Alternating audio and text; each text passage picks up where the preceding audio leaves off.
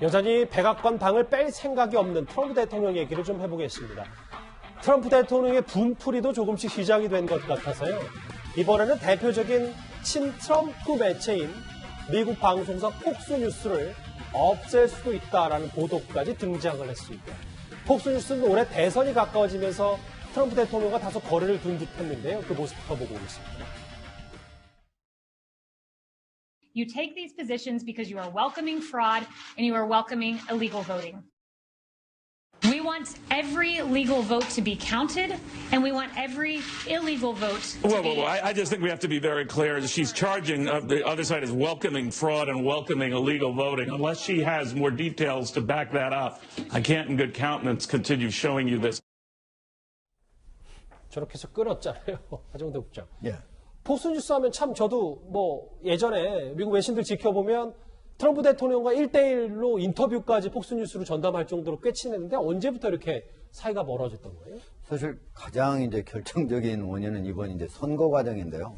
이번 선거 과정에서 이제 사실은 미국 대통령 선거는 11월 3일 있었는데 최종적으로 바이든이 내가 이겼다 얘기한 건 4일 뒤인 11월 7일이었거든요. 예. 근데 그 사이에 다른 이제 CNN이라든가 이런 다른 이제 매체들은 미국의 이제 애리조나주가 11명의 선거인단이 있는 자리인데 거기가 마지막까지도 0.34% 차이, 아주 미세한 차이였어요. 예. 근데 그 상태에서 폭스뉴스가 이제 99% 가까이 개표가 되니까 여기를 바이든이 이겼다 이렇게 이제 먼저 하면서 전체 538표인데 8명의 이제 선거인단이 있는데 270명을 넘겨야 되거든요.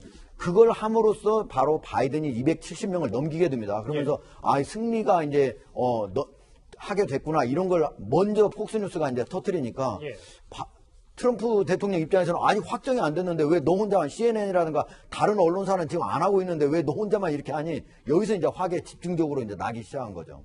이현정 의원님. 네. 그런데 보니까 그렇다고 보수 방송사를 차려서 복수를 할다. 이게 아무리 일국의 대통령이라도 가능한 일입니까? 그러니까 이제 트럼프 대통령이 지금 이제 버티고 있는 이유가 뭐냐 하면 제가 볼 때는 선거를 뒤집을 수는 없어요. 그렇지만 이제 본인이 차차기에 다시 선거에 출마한 그런 가능성이 있거든요. 예. 자, 그러기 위해서는 지금 이번에 사실은 트럼프 대통령이 표를 많이 받았습니다. 7천만 표 이상 받았거든요. 그러면 본인이 어떻게 이거를 끌고 나갈 것인가. 그리고 이제 신당 창당 이야기도 나오고 또 본인의 이름을 딴 트럼프 TV를 만들겠다는 이야기 나와요. 그러니까 트럼프 TV가 뭐냐면 워낙 팍스뉴스가 사실 미국의 시청률 1위입니다. 워낙 이제 많은 시청률을 누고 있으니까. 그러니까 본인하고 완전히 이제 척을 졌잖아요.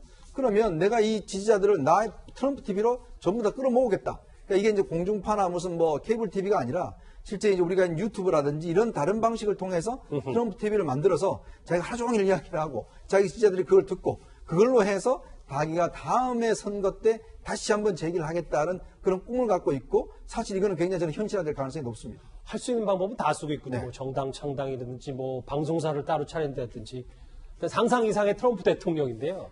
그동안 트럼프 대통령은 다른 언론사들이 자신에 대해서 비판적인 보도를 할 때마다 가짜뉴스다 이렇게 날선 반응을 보여왔습니다. President, since you attacked CNN, can I ask you a question? John Roberts, go ahead, John. No. John Roberts, go ahead. CNN's fake news. I don't take questions. I don't take questions from CNN. CNN is fake news. I don't take questions from CNN. John Roberts of Fox. Let's go to a real network. John, let's go. Well, we're a real network too, sir. 근데 우리가 봤을 때도 그런데요. 저희가 미국 국민이라고 가정을 했을 때 이진복 의원님. 지금 계속 불복, 백악관에서 방 안 뺄 생각에 골몰하고 실제로 골프 치고 제대로 남은 임기를 수행하지 않는 것 자체가 이게 얼마나 침묵이 길어질지 미국도 그렇고 우리 국제사회를 바라보는 트럼프 대통령의 시선도 좀 따가운 거 아닙니까?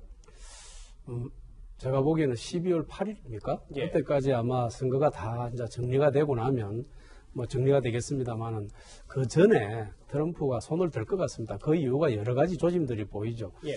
미국 공화당의 중요한 정치 지도자들조차도 이제 트럼프를 떠나고 있습니다. 예. 그리고 미국이라는 나라가 이 선거를 칠 때마다 전통적인 결정을 한 것들이 있습니다.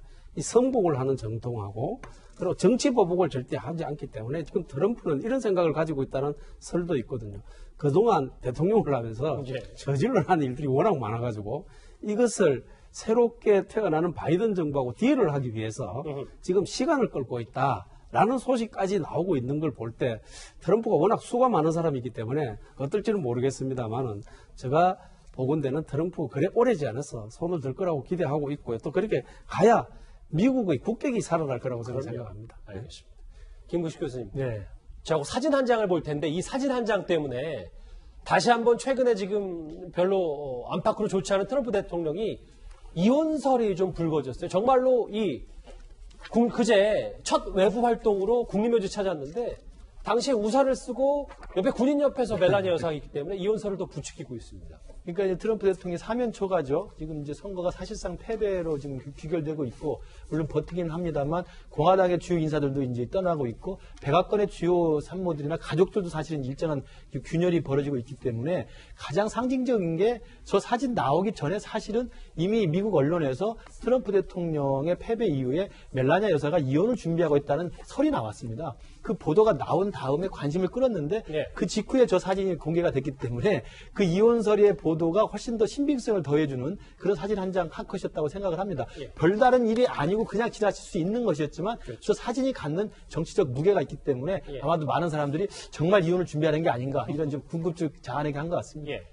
근데 이제 비가 오니까 이제 우산을 쓴 거잖아요. 그렇죠. 가까이, 비 안 맞으면 가까이 붙어야 되니까 그런 거고, 무슨, 멜라니아 여사가 저기 있는 뭐 군인하고 무슨 뭐 관계가 있다 그런 게 아니고. 그런 건 아니죠. 예. 이 거리보다는 이 떨어져 있는 거리가 중요한 거 아니겠습니까? 예. 그리고 그 다음에 이제 부통령도 마찬가지로 그 부인도 마찬가지로 펜스 부통령 부인도 이제 같이 팔짱을 낀 거고, 다만 이제 미국 언론을 보면요. 이미 트럼프 대통령하고 이제 멜라니아 여사가 24살 차이거든요.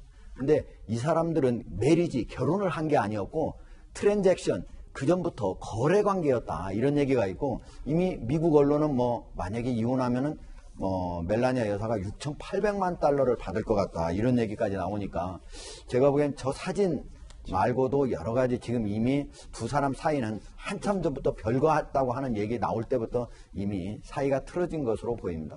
반면 바이든 당선인은 각국 정상들과 전화통화를 하면서 사실상 대통령 행보를 굳히고 있는데요. 어제 문재인 대통령과도 바이든 당선인 통화를 했는데, 물론 뭐 원론적인 얘기를 주고받았습니다만 바이든 당선인 머릿속에는 대중 압박 메시지도 있는 것 같습니다. 이런 미묘한 시점에 중국 시진핑 주석의 연내 방한도 어느 정도 보도가 나오고 있습니다.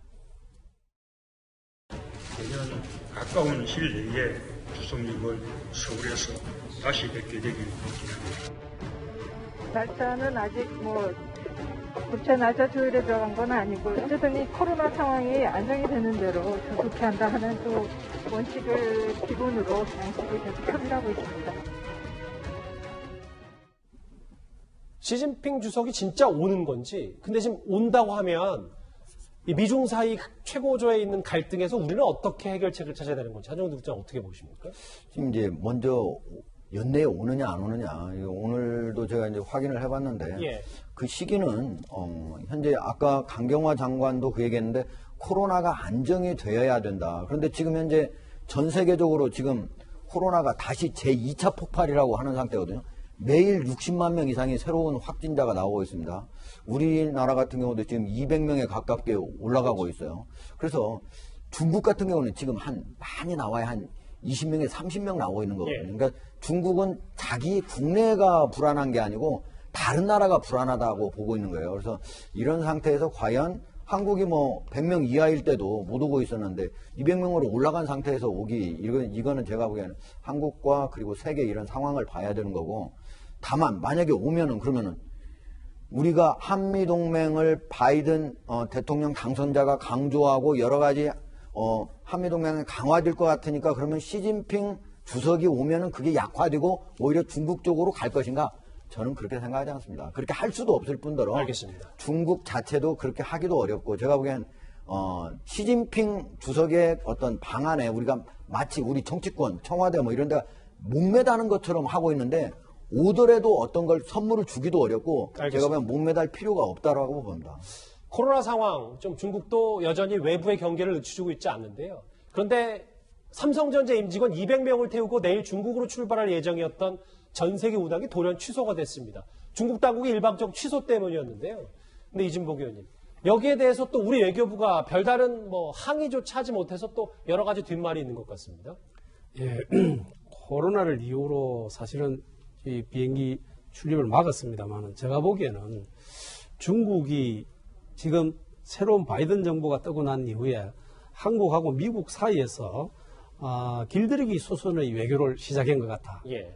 저는 이번 이 일이 시진핑 주석이 한국을 오느냐 마느냐 하는 이야기도 결국은 우리 한국 정부가 이 문재인 정부가 양다리 전략을 가지고 있는 중요한 시험대로 저는 될 거라고 보고 있거든요. 예. 즉 다시 말해서 경중앙민이라고 그러죠. 경제는 중국, 안보는 미국이라는 논리에 대한 중국이 한번 우리에게 다시 간보는 아주 그런 전략으로 쓰는 것 같아. 저는 이런 생각을 하고 있는데요. 예. 이 삼성이 사실 중국으로 본다 그러면 굉장한 투자 기업입니다. 예. 그런데도 불구하고 이런 일들이 일어난 일에 알겠습니다. 우리 정부가 말을 못하는 것은 조금 중국에 너무 저자세인 것 같다라는 생각도 들고 양다리 전략이기도 생각합니다. 전 세계 취소에 항의도 못한 외교부 얘기까지 정리를 해봤습니다. 뉴스탑 10, 제 마지막 주제가 기다리고 있습니다.